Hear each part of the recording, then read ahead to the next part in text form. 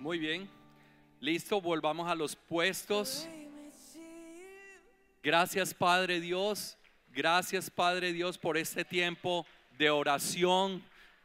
Gracias Padre Dios por tu Espíritu Santo hablándonos, ministrándonos, y creemos que cada vez se abre más mi corazón, mi entendimiento, para darte más y más gracias por tan grande salvación y redención para mi vida. En el nombre de Jesús. Amén. Dale un aplauso al Señor. Ok. Más o menos de lo que hemos estado avanzando. Recuerden los talleres, porque con los talleres ustedes van a compartirlo hacia los facilitadores. Mientras estaba acá, el Espíritu Santo me recordaba algo que quiero compartirles y que está ahí también en Génesis 3. ¿Por qué Dios, cuando la caída, este simplemente se los dejo como un paréntesis para que lo miren, y debemos leer realmente los 3 primeros capítulos, son claves: Génesis 1, 2 y 3. Pero en Génesis 3, ¿por qué Dios mandó un ángel con una espada y alrededor del árbol de la vida? Eso tiene un hecho muy importante.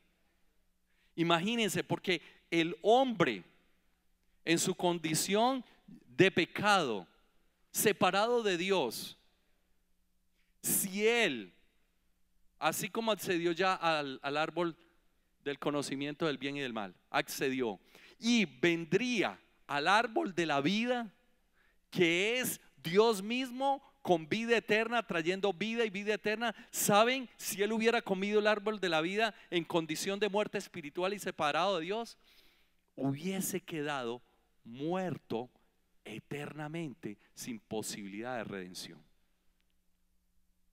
¿No mereces un aplauso a nuestro Dios? Dígale: papito, gracias.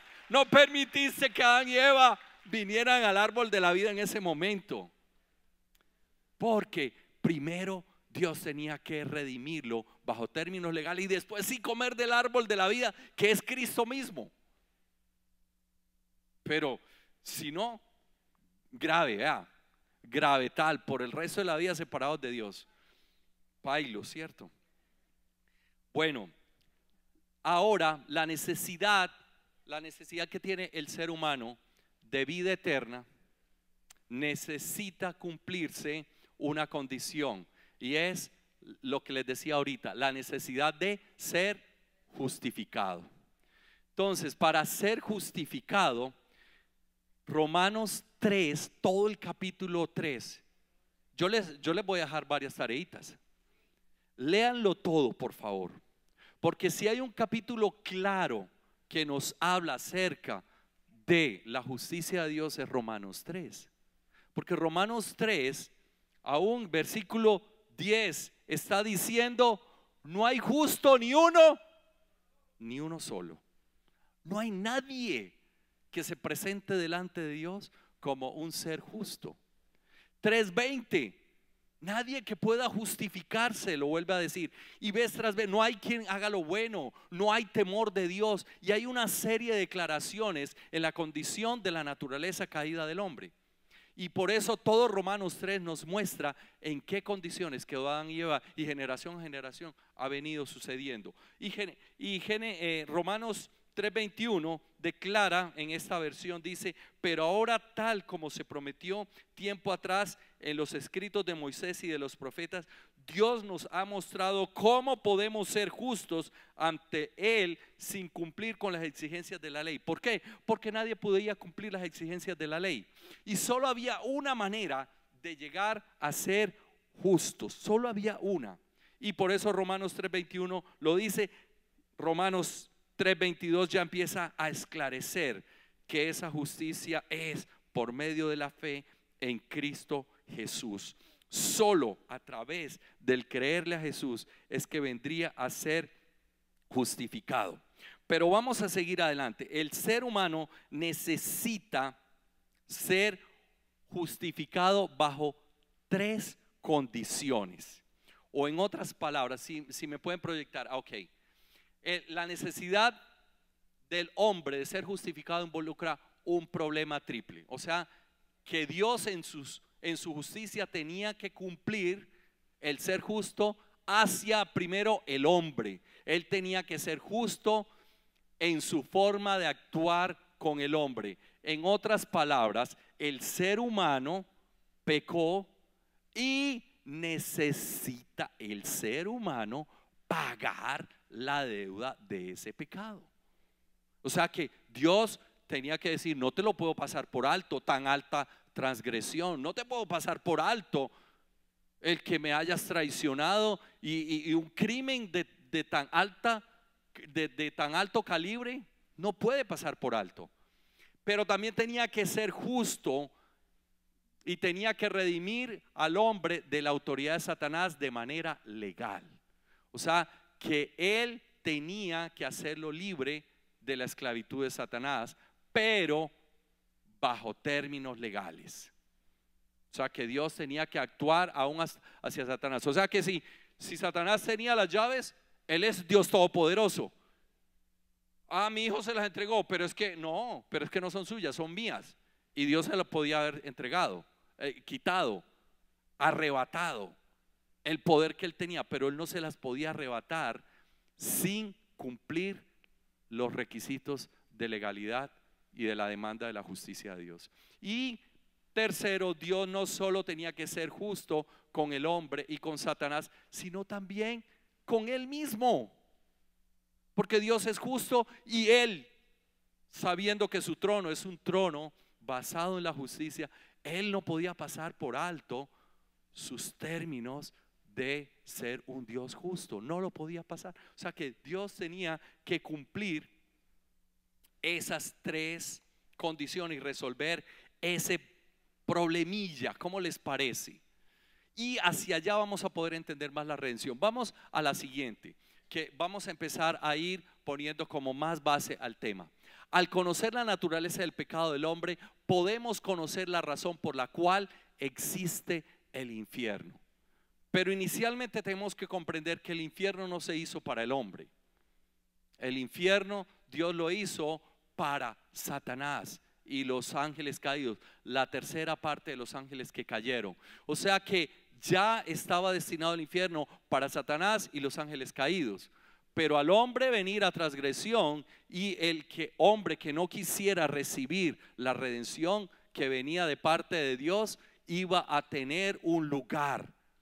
Y ese lugar es separado de Dios en la segunda muerte que hablábamos ahorita, y es la razón por la cual existe el infierno. Pero es básicamente para Satanás y sus ángeles caídos. Y lo que queremos es que no sea poblado por ningún ser humano. Esa es nuestra meta, que no haya seres humanos viniendo allá. Realmente debe ser solo para Satanás y sus secuaces. Pero nosotros necesitamos arrebatar almas para traerlas al reino de Dios. Ya ven por qué nosotros estamos entrenándonos en este tiempo de liderazgo. Porque es que estamos hablando de un asunto de vida o de muerte. Estamos hablando de vida para la eternidad, conectados con Dios por la eternidad, o una separación eterna. Por eso necesitamos seguir orando más, evangelizando más y discipulando más para llevar almas a Jesús. El hombre como un ser eterno, porque así lo creó Dios, pero también los ángeles son eternos. Cuando los hombres y los ángeles se convierten en criminales, se convierten en criminales eternos. O sea, tanto hombres como ángeles que le dan la espalda a Dios están en transgresión, están separados de Dios, y hay un castigo si no recibe la provisión de Dios para su redención, para ese pago. Pero el infierno nuevamente no se preparó para el hombre. Mateo 25:41, el infierno fue preparado para Satanás y sus ángeles. Vamos a la siguiente. Eso está hasta ahora claro. Entonces Dios debe ser capaz de darle al hombre un lugar de hijo en su corazón. Desde la creación, Génesis 1 y 2 nos habla el corazón de papá Dios de querer hijos en comunión con Él. Y por eso necesitamos comprender aquí esto que es clave, que la redención debe implicar que el hombre vuelva ¿a qué? A estar en comunión con papá Dios y disfrutar Él como un hijo. Tener los privilegios de hijo y todos los derechos que como hijo tiene para estar en comunión con papá Dios por la eternidad. Pero también ahí yo quiero resaltar algo que es clave y está en el material de ustedes, y es que el hombre necesita nuevamente, debe recibir en su cuerpo físico el volver a ser inmortal. Por eso Jesús, cuando estuvo acá en la tierra, nos dio algunas primicias y resucitó algunos cuantos.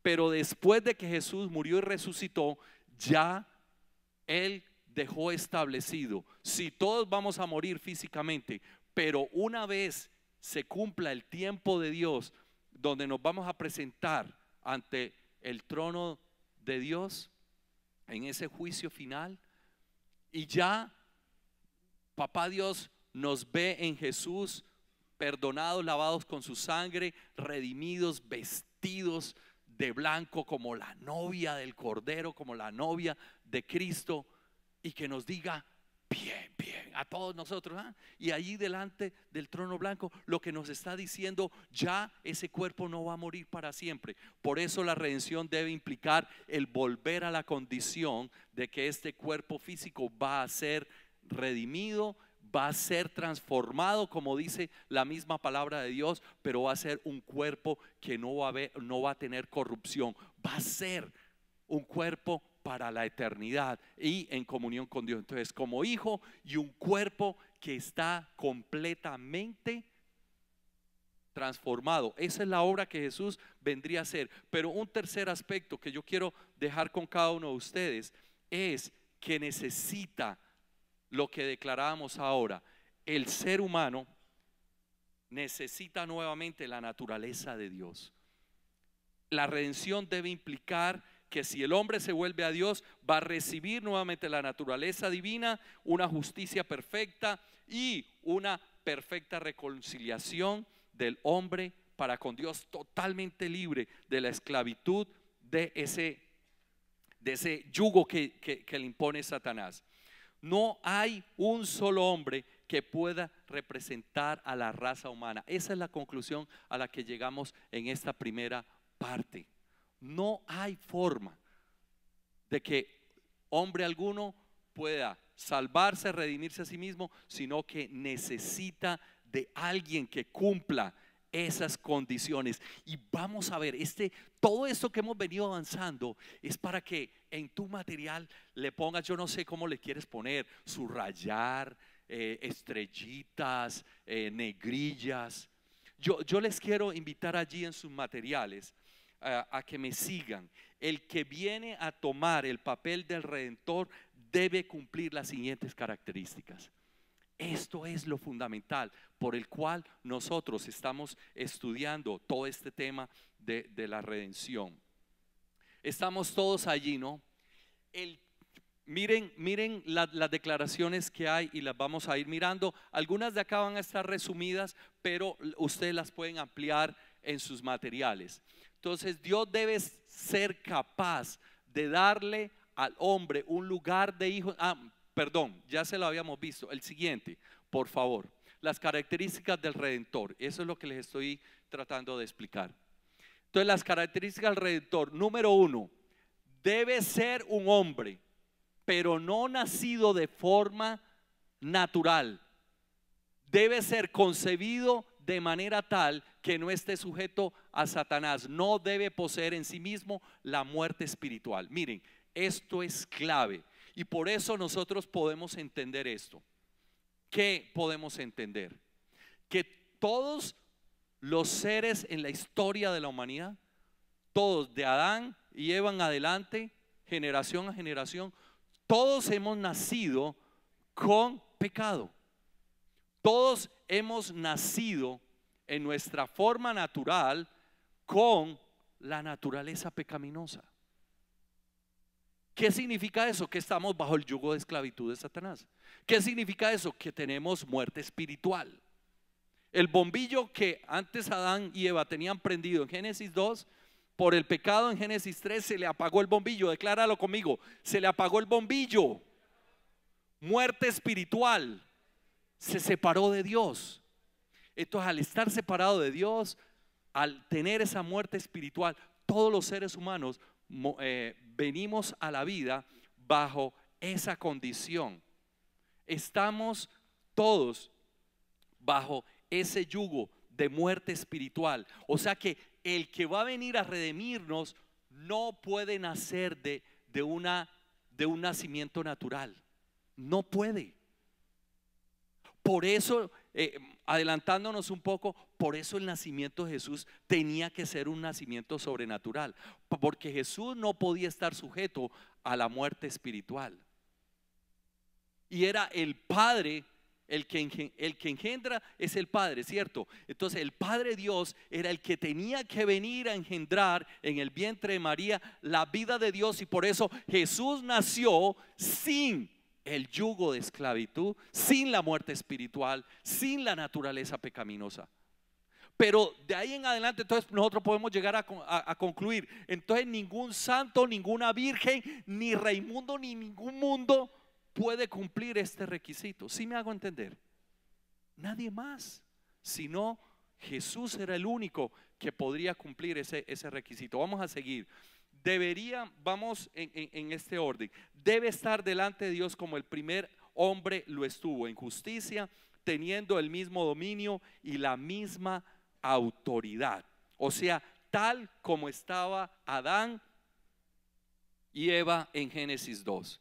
Completamente en libertad, en armonía, en amor, en dominio sobre la creación, en justicia delante de Dios, en la presencia de Dios. Tercero, él debe caminar en esta tierra como un hombre perfectamente que agrada al Padre. Y mira que ahí está en sus pantallas. Debe enfrentarse a Satanás en la tentación como el primer hombre y la primera mujer lo hicieron, pero sin rendirse a la voluntad de Satanás. Mientras en Génesis 3 Adán y Eva se rindieron a esa tentación, en Mateo 4, Lucas 4, lo que acabamos de mirar ahora, en Lucas 4,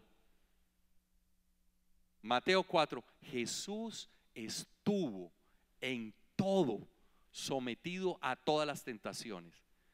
La bendición es que Él dijo, escrito está. Y saben también por qué Él dijo, escrito está. Es porque Él es el verbo, la palabra de Dios hecha carne.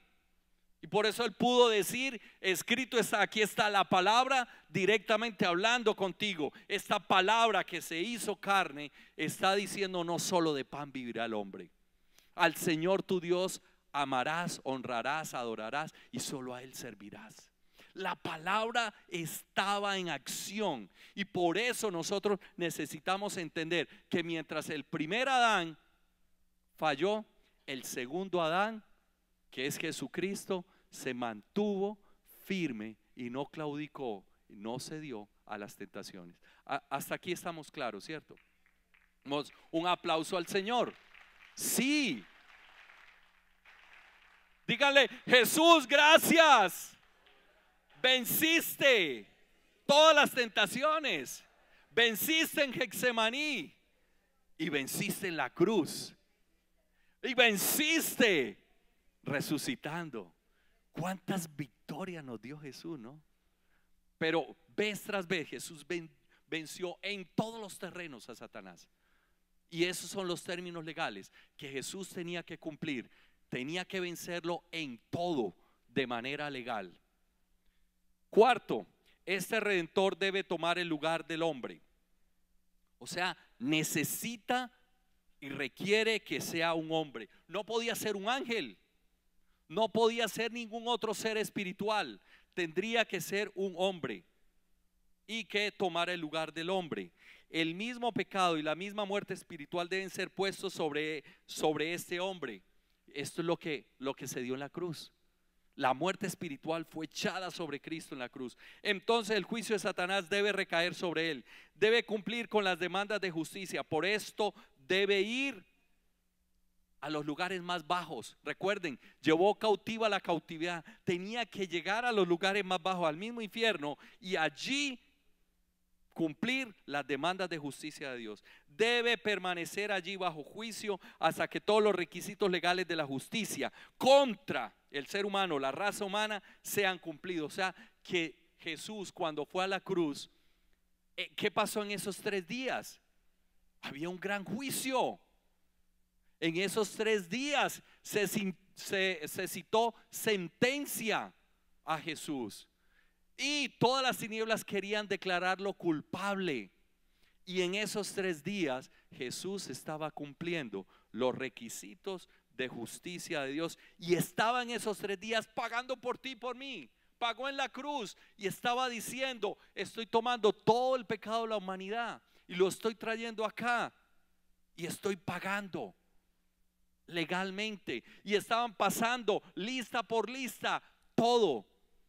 Y presentaban la vida de Jesús inocente, de adulterio inocente, de ladrón inocente, de asesino inocente, y todos los pecados de la humanidad, como Él los pagó.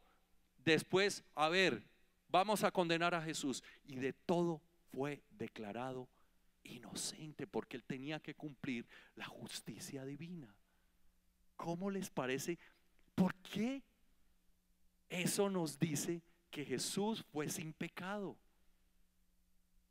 Se hizo pecado por nosotros para llevar nuestros pecados, pero Él sin pecado para pagar tu pecado y mi pecado. ¡Qué maravilla! Debe quedarse en este lugar y sufrir esos 3 días hasta que Dios pueda exonerar a todo ser humano que lo reciba como Salvador, y a todo ser humano que confíe en el pacto de la sangre de Jesús desde el principio. Y por eso declaramos: llevó cautiva la cautividad y pagó así el justo por el injusto. Démosle un aplauso a Él. Día de victoria. Ustedes no se están saboreando que nadie más podía cumplir los requisitos de legalidad, la demanda de justicia, y que solo Jesús es el único. ¿Ya ven por qué necesitamos predicar más a Cristo? Oiga, ponga la fe en el verdadero, en Cristo, porque Él fue el único que fue a la cruz. Y muchas veces lo podemos decir de una manera muy sencilla y resumida: ¿quién más derramó la sangre por usted? A ver, dígame. A ver, dígame. Y se lo podemos decir así en buen tonito. ¿Habrá alguien que derramó su sangre en la cruz? ¿Habrá alguien que fue y dio su vida en la cruz por ti? ¿Habrá alguien que pagó todos tus pecados y derramó su sangre y dio toda su vida? Dígame. No hay nadie. No encontramos a nadie. Un paréntesis, y aquí me lo trae el Espíritu Santo, solo se los dejo si lo quieren leer. Apocalipsis 5. Se fue a abrir el libro de la vida y no había nadie que pudiera abrirlo. ¿Quién fue el único que lo pudo abrir? Uno como el Cordero de Dios y el león de la tribu de Judá. Muestran a Jesús como el león que venció y el Cordero que dio su sangre. Dijo: y vi un cordero como inmolado, el león de la tribu de Judá, el único digno de abrir el libro. Apocalipsis 5 le pone sello, cúmplase. Qué maravilla, ¿no? Otra, 5:5. Ese redentor no solo necesitaba ser libre del dominio satánico en caminar por la tierra, sino que debe ser más poderoso que Satanás. O sea, que no podía tener la muerte espiritual, pero también tenía que ser un hombre, pero al mismo tiempo tenía que ser más poderoso que Satanás. Uno que después de que al pagar el precio pudiera conquistar a Satanás y ¿qué? Conquistar a Satanás, tomando para sí el señorío y el dominio legal del hombre. Y aquí hay otro aspecto: debe conquistar a la muerte, trayendo vida, inmortalidad al hombre oprimido y esclavizado. Debe conquistar a la muerte. El propósito al final es conquistar a Satanás, vencer a Satanás y vencer la muerte. Entonces, cuando hay alguien que tenga muchos problemas, uno le puede llegar a decir: vea, ¿sabe qué? El problema más grande en la vida es la muerte, pero hasta eso ya tiene solución. ¿Cómo le parece? Claro. El problema más grande en la vida del ser humano es la muerte, pero ya tiene solución porque Jesús ya murió y resucitó y venció la muerte. ¿Cuántos se gozan que Jesús venció a Satanás y venció la muerte? Gocémonos, disfrutemos la victoria, amén. Muy bien, ¿cuántos quieren más? Aleluya, estamos en la recta final. Y entonces podemos llegar a esa conclusión. Ningún ángel puede actuar como redentor del hombre, porque un ángel no puede satisfacer las demandas de justicia. ¿Por qué? Porque un ángel no es hombre. Necesariamente tiene que ser un ser humano que pague por el hombre. Pero tampoco puede ser el hombre mismo bajo la condición de pecado y de separación y de muerte espiritual, separado de Dios. No podía cumplir ni el hombre, ni ningún ángel, ni ningún ser sobre la creación. Entonces podemos llegar a esta buena conclusión. Solo Dios es más grande y poderoso que Satanás. Por tanto, Dios y el hombre debían unirse en un solo individuo. Decláralo conmigo. Dios y el hombre deben unirse en uno solo. Por eso la redención debemos entender en el paso a paso. Vamos a hacer la secuencia. El hombre necesita la vida eterna. Para recibir la vida eterna necesita ser justificado. Para ser justificado requiere de un mediador. Para que haya un mediador se requiere que haya encarnación. ¿Ven la secuencia? Entonces no podemos llegar simplemente a entender, sí, Jesús fue a la cruz, murió, resucitó, listo. Pero nosotros estamos aquí teniendo un fundamento sólido por el cual creemos en Jesús. Tu fe y mi fe no es una fe ciega, es una fe inteligente que está creyendo en un Dios todopoderoso que está diciendo: yo le voy a arrebatar las llaves a Satanás. Esas llaves se las voy a arrebatar, pero bajo los principios legales, en los términos de justicia de Dios. Y la única manera es que voy a justificar al hombre. Y esa justificación requiere un mediador. Y ese mediador requiere que haya la encarnación del Hijo de Dios haciéndose hombre. Por eso Jesús se hizo hombre. Jesús desde siempre, desde la eternidad ya existía. El Padre, el Hijo y el Espíritu Santo hablan de la creación. Elohim, Génesis 1 habla de Elohim, Dios trino. Cuando dice hagamos, es Dios trino. O sea, Jesús ha existido desde la eternidad. El Padre, el Hijo y el Espíritu Santo han existido desde siempre en la eternidad. Y cuando Jesús viene al vientre de María y se hace hombre, esa es la encarnación del Hijo de Dios, el unigénito del Padre, que con su gran amor envió a Jesús y se hizo hombre, pero ya Jesús existía. Entonces necesitamos comprender, porque eso lo dice en Juan capítulo 1, que Cristo ya existía. El verbo era con Dios, el verbo ya existía, y solo que ese verbo, la palabra de Dios, vino y se hizo carne. Y por eso necesitamos entender también todo ese trasfondo espiritual, todo ese trasfondo del paso a paso, que ya Jesús existía y que vino a nacer y se encarnó. Y podemos llegar a esa conclusión: la encarnación es la única respuesta a la necesidad que tenía el hombre de justicia. No había otra forma. O sea que necesitaba llegarse a reunir en Jesús el ser Dios, el ser hombre, el ser justo, el estar libre de pecado, el no cometer pecado, el estar sometido bajo la tentación, el vencer la tentación, jamás cometer pecado, jamás estar bajo el dominio de Satanás, y venir a pagar por ti y por mí la deuda del pecado.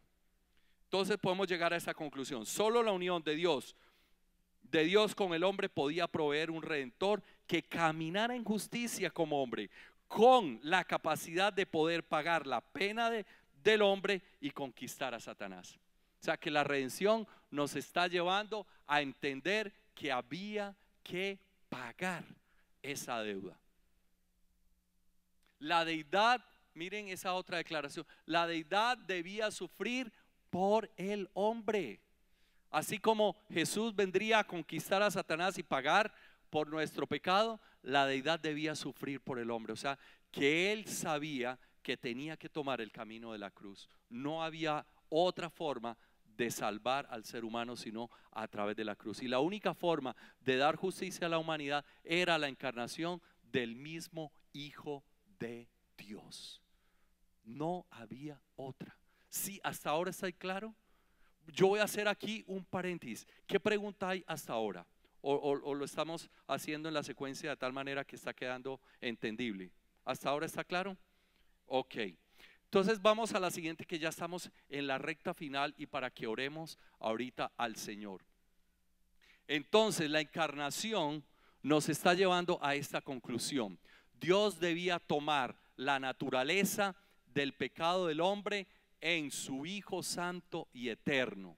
O sea, que hay que comprender esta declaración es que desde el nacimiento hasta la cruz, Jesús nunca tuvo la naturaleza caída. Jesús nunca pecó y en él nunca había naturaleza de muerte ni de pecado. Jesús estaba libre totalmente de esa naturaleza. Solo en la cruz es que él viene a decir: yo tomo el pecado de la humanidad. Y por eso dice la palabra también en Romanos: Él se hizo pecado por ti y por mí para darnos salvación y vida eterna. Fue en ese mismo momento en que Jesús en la cruz, al tomar el pecado de cada uno de nosotros, es que viene a recibir la naturaleza de pecado. El Hijo debía someterse al juicio los 3 días que ya habíamos hablado y fue sometido a esa muerte espiritual en la cruz. Solo ese hecho lo podemos entender cuando Jesús fue a la cruz y llevar en su espíritu la ira y la indignación de la justicia eterna. O sea que el Padre recayó sobre el Hijo todo lo que el hombre tenía que pagar. Por eso cuando Barrabás estaba diciendo: Él murió en mi lugar, casi que Barrabás estaba diciendo en nombre de todos: Él tomó mi lugar. ¿Cuántos pueden identificarse allí? Y Barrabás ahí al lado de la cruz, o ahí cerca de la cruz, él estaba diciendo, en vez de el que está allí, que no merecía porque es inocente, Barrabás estaba diciendo: él no debía morir, yo soy el que debía morir. Y ese grito de Barrabás es el mismo grito de toda la raza humana que está diciendo: Él tomó mi lugar, Él tomó mi pecado, Él tomó toda la ira de Dios. Dios descargó, el Padre en su Hijo allí en la cruz, todo el castigo y Él tenía que pagar. Por eso es lo que significa redención: pagar todo el pecado. Esa deuda había que pagarlo para poder ser en términos legales en la justicia de Dios. Y Jesús tenía que ser un hombre que era totalmente 100% Dios y tendría que ser 100% hombre para que se cumplieran todos los requisitos legales de ese mediador y de ese redentor. Entonces, esta película, cuando uno la puede ver así, y qué tal si ustedes, tenemos 2 semanas, que la puedas volver a mirar como en cámara lenta, secuencia a secuencia, y que puedas llegar a la conclusión y a poder mirar una y otra vez los requisitos que tenía que cumplir el mediador, el por qué ese mediador tenía que ser encarnado y por qué ese encarnado, el único que cumplía los requisitos era Dios mismo, el Hijo de Dios mismo, naturaleza santa, pura, Él mismo viniendo a hacerse hombre porque tenía que pagar el hombre por el hombre. No había otra. Y el único que cumplía esos requisitos era, casi no los oigo, era Jesús era el único que podía cumplir. Entonces ya comprenden el por qué no hay santo, ni santa, ni virgen, ni eunuco, nadie, ni ángeles, ni ángelas, nadie puede cumplir los requisitos sino solo Jesús. Y por eso en Timoteo está claro, solo hay un Dios y un solo mediador entre Dios y los hombres, Jesucristo. Y mira lo que dice: Jesucristo hecho hombre. Por eso tiene que ser el unigénito del Padre hecho hombre. Y ya vamos a hacer la última declaración. Ahí vamos aquí a redondear. Sí, la siguiente, por favor. La otra, por favor. Cuando Jesús hecho hombre pagó, Él fue hecho justo. Él fue hecho justo y esta justicia fue también del hombre. O sea, cuando Él cumple, llegando a las partes más bajas, y se encontró que era inocente, la muerte no lo podía retener, como dice Corintios. La muerte no le podía retener porque Él fue declarado inocente, fue declarado justo, y por un hombre vino el juicio para todos, y eso fue por medio de Adán. Ahora, por tanto, solo un hombre sin pecado podía en términos legales pagar la pena para que la raza humana fuera declarada libre de culpa, injusticia. Y cuando tú y yo confesamos a Cristo como el Señor, y el Señor encarnado, el Señor que murió, que dio su sangre por ti y por mí, cuando venimos a Jesús por la fe en Jesús, entonces yo recibo esa justicia. Y ahí tú estás diciendo: yo no lo puedo hacer, pero yo creo la obra que Él hizo por mí. Y como yo la creo, dice: el justo vivirá por la fe. O sea, es por la fe en Jesús que yo soy justificado. Por eso el mismo Romanos 3 llega a la declaración que es la misma justicia de Dios. ¿Cómo les parece? El mismo Jesús justificándonos, el mismo Jesús. Y después más vamos a entender sobre estas llaves. Pero el mismo Jesús, cuando Él murió, Él estaba diciendo: lero, lero, ya son mías. Y Jesús al resucitar, ¿saben qué pasó? Jesús al resucitar estaba diciendo: venga, preste para acá que ya yo me las gané, pero legalmente. ¿Cómo le vio el ojo? ¿Cómo le quedó el ojo? ¿Y cómo la vio? Pues a ver, ¿y cómo la vio? Jesús lo hizo de manera legal, cumpliendo las condiciones legales, los términos legales y la demanda y la justicia divina. Yo quiero que nos pongamos de pie en este momento y le demos tantas gracias a Dios. Le demos tantas, pero tantísimas gracias a Dios,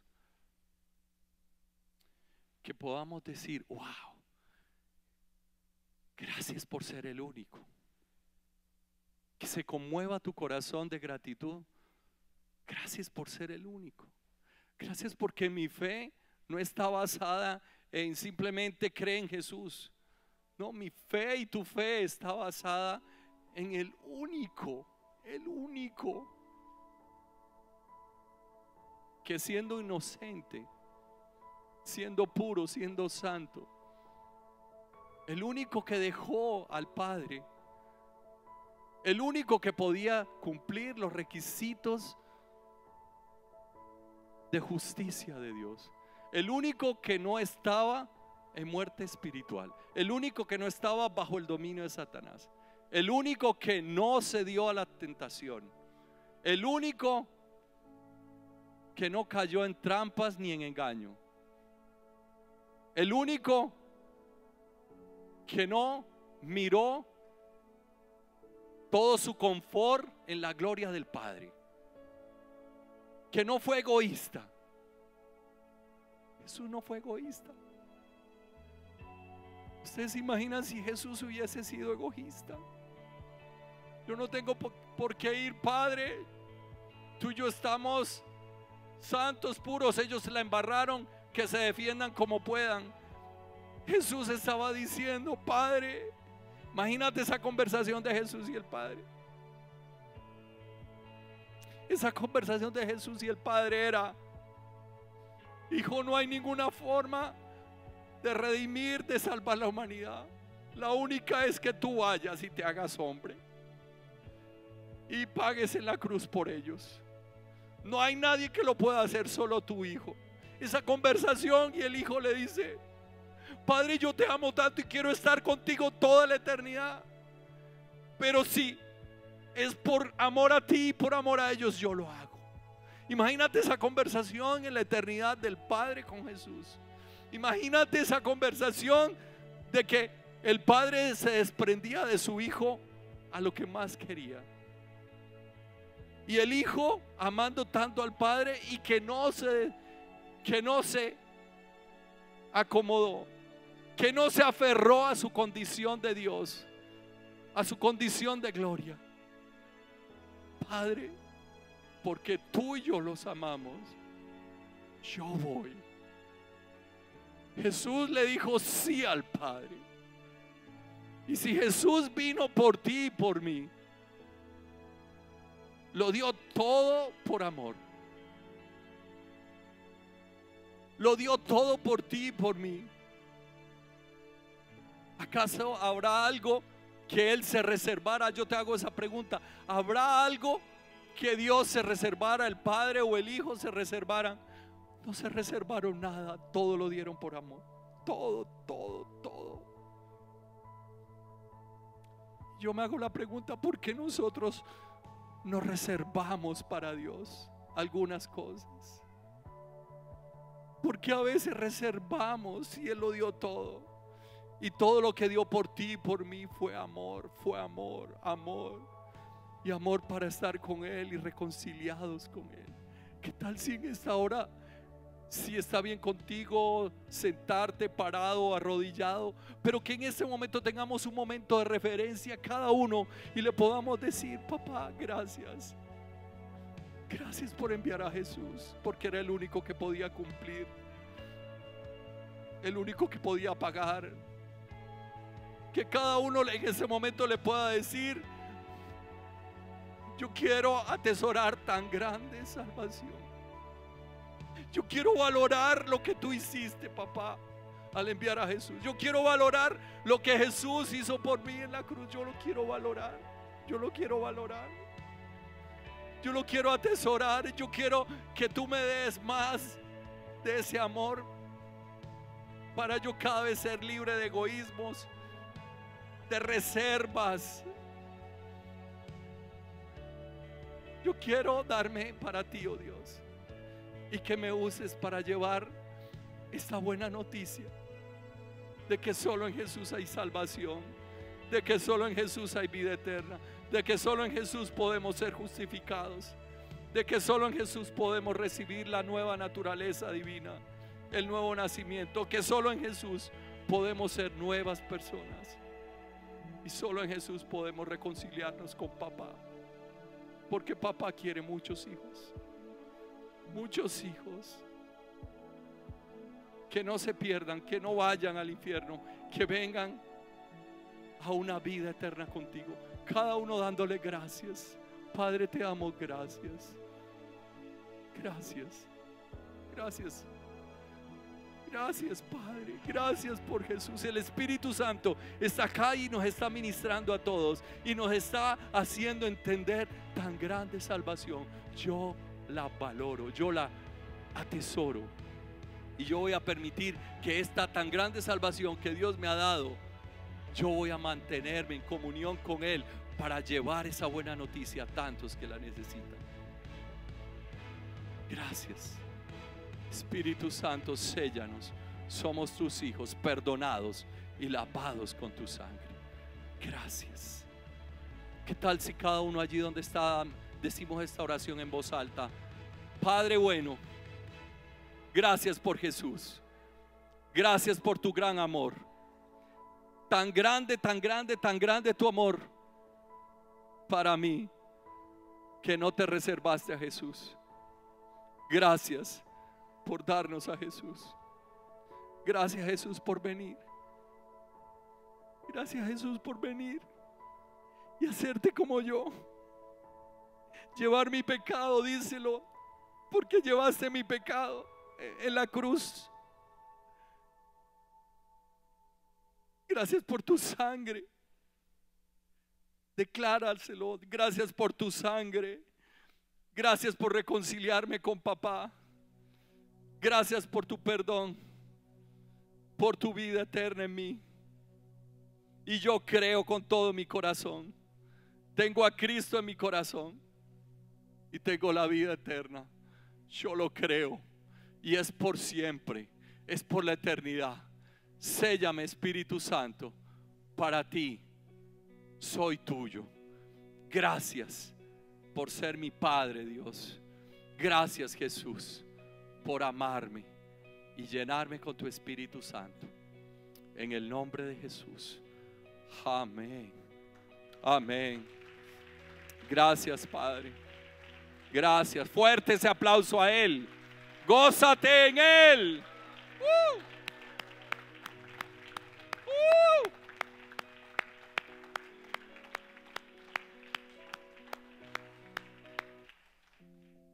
La historia que aún continuará. Medita en todo el material que tienes. Dentro de 8 días es festivo, entonces por eso no vamos a estar dentro de 8 días. En 15 días retomamos, vamos a tener una sola clase para terminar, para redondear el porqué, más detalles en la historia de la Biblia y a través de la Biblia, la línea de justicia, el porqué de ese mediador y la redención consumada. Ya como para poner un sello a la redención consumada, y estén trabajando el taller, estén meditando en esta escritura y que todos estos días tú le puedas decir: ay, gracias, Jesús. Como que todos los días te despiertes y ahí por esos chats que zumbe una declaración de victoria, de gratitud, y que entre todos se estén retroalimentando en lo que Jesús hizo por nosotros en la cruz, al morir, al dar su sangre y al resucitar. Dale un aplauso al Señor. Les bendigo. Van en la paz de Dios, en el gozo y en la victoria de Cristo. Y si Dios quiere, nos vemos en 15 días. Un abrazo para todos. Feliz noche. ¿Les cumplí o no? Les cumplí a tiempo, puntuales. Un abracito a todos.